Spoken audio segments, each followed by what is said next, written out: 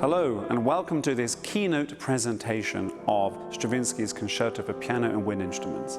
My name is Michael Francis, I'm the Chief Conductor of the Deutsche Staatsphilharmonie Rheinland-Pfalz, and it's our great pleasure to take you on this journey of discovery through this wonderful work.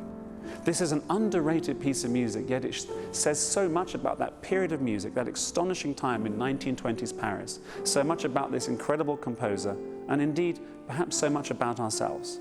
Please join us on this journey. Let's get started.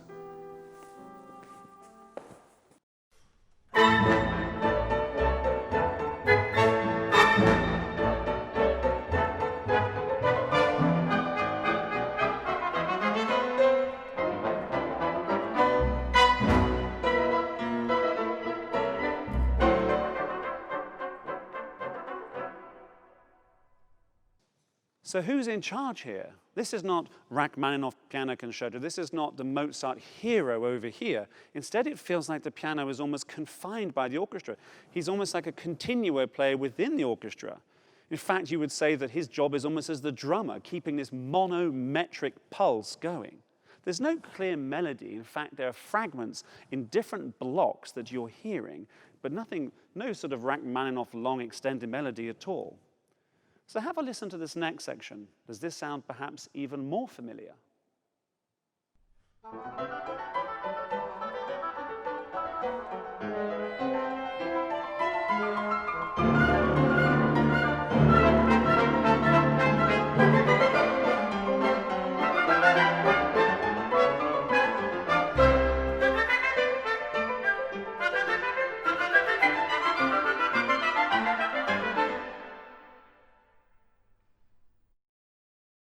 Did anything sound a little familiar, perhaps in the second horn? Because there's a distorted version of something rather famous going on.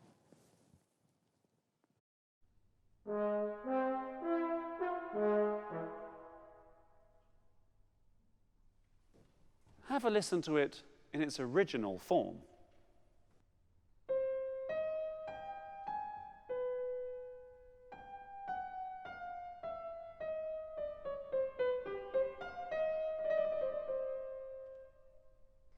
That, of course, is the musical offering from Johann Sebastian Bach based upon a melody given to him by Frederick the Great. And why is Bach so prevalent in this? Well, Stravinsky was fascinated by him. In fact, he spoke of a return to Bach. Stravinsky had become tired of the extreme modernism. He wrote later that he detested modern music. And yet this is the man who shocked the world in 1913 with the great ballet, Rite of Spring. Perhaps it's because post-World War I, the excesses of the modern world had led us to such a tremendous disaster, it was time to revert back to something more comfortable.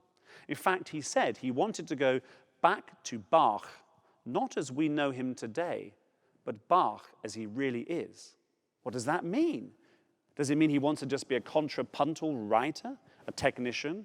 Is it about the mixture of form and beauty? Or perhaps it's about a search for truth.